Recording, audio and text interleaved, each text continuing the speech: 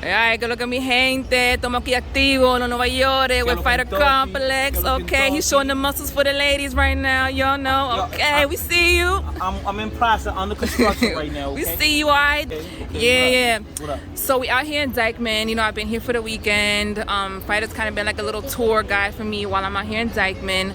So Fighter, as you like to say, we are YouTubians or whatever. Yes, you know, we've YouTubers, become part of this YouTube sphere, and you know, we've met a lot of people, we've interacted with a lot of different types of people of all different backgrounds, different racial ideologies, political ideologies, and you know, you kind of just came into the mix. So, you know, as we all tend to do somewhere along our YouTube career, we kind of start to get either, you know, certain people question, where do we stand on certain issues? They question like, are you down, or are you not? And you know, they start to either make certain accusations or whatever. Now you know, like we addressed in my last interview that I did with you when you were in VA, you came out being kind of pro-black or whatever. And lately you've been more like, I guess you could say pro-Dominican. But along the way, people have started to question like, yo, I think this dude is flip-flopping. And you know, you've had the coon word thrown at you, whatever. Oh, now you trying to be down with that Hispano tips, like, you know, you ain't down with the black side no more. So how do you respond to all that? How do you respond to people that feel like they don't know where you stand, like you flip-flopping? You know what? Because this always been me. I just, how can I say this? I just realized now that there's bullshit on both sides. You know? Yeah. So sorry, y'all. So I can't agree that you can say I was very pro-black, but because I was only attacking those that were against you know, black people. But now I realize that no, it's black people be on some bullshit too. The blacker side, the Hispanics, the Dominicans. It's not just all white people. It's not all just Argentinians or the, you know, the whiter Puerto Ricans, whiter Dominicans. Not, it's anyone, right? You could be a devil despite your color. That has nothing to do with it.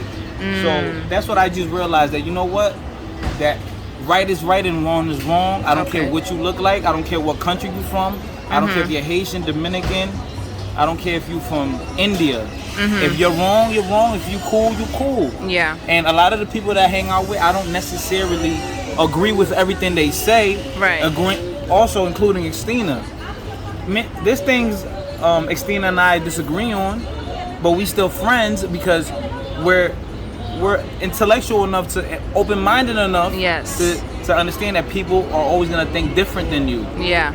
You know how boring the world would be if we all thought the same? Right. No, we all have our own likings, something that we all have our own preference in life. Right.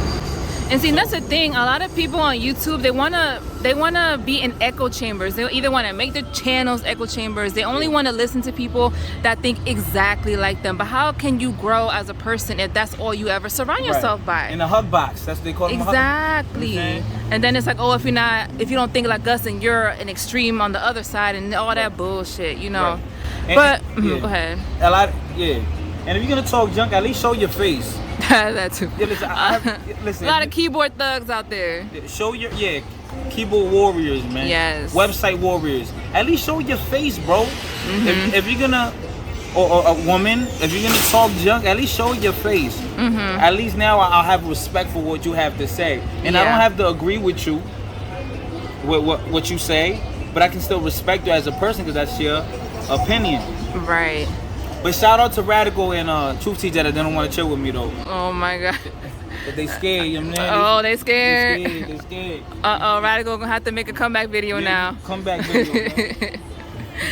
But back to like the whole black thing, since that seems to be what most people they kind of focus on when it comes to you. What people have to understand, what do I look like, you know? That's what I was going to get at. Like, at the end of the day, like, you're obviously moreno. Like, you know, you're very melanated. So, in a way, why wouldn't you be pro yourself? And then when you go into, if you see my dad, my grandmother, my cousins, they look even darker than me in their features.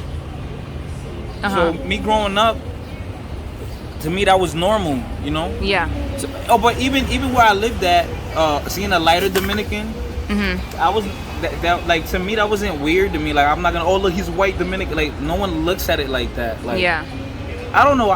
This racial thing is big out here, but the time that I did live in DR, people don't care about that whole your color. They care more about your mannerisms, your upbringing, your class, your class. You know, out there you see everybody messing with everybody as far as like color on the color spectrum. Yes. They all they care about. Oh, does he look good? Does she look good? Do they come from a good family, or do they have plans for the future? You know. So I don't understand. This is a thing in America where they want to limit people. You know, they say, oh, if you step outside of your ethnicity, you're a sellout. Nah.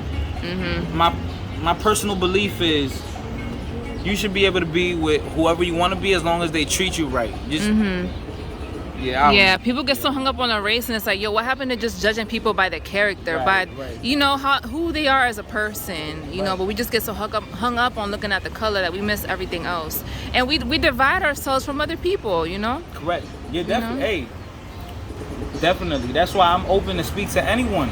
Right. Like I said, you could be the wizard of the Ku Klux Klan, or you could be well, I ain't talking to no KKK. You could be Marcus Garvey's nephew. Like I could speak to both in a respectful way. Okay. Yeah. And see, and that's how kind of like I've done my channel too, where I've always had my platform be open to anyone, regardless of color, ethnicity, you know, whether you're Dominican, Puerto Rican, Black American, blah blah blah, which some people seem to be bothered by that, but it's like, hey, too bad. At the end of the day, this is a space for anyone. Like, why are we gonna limit ourselves to who we can interact with and like talk to, and like you know, you can grow listening to other people, so why limit yourself? Yeah. Like an example, I don't really believe in Islam, but my manager, my previous manager, he was a Muslim guy. He was from Guyana, and he was Muslim, you know, of Indian descent, you know, because they're mixed people. And he was one of the most peaceful guys I've ever met.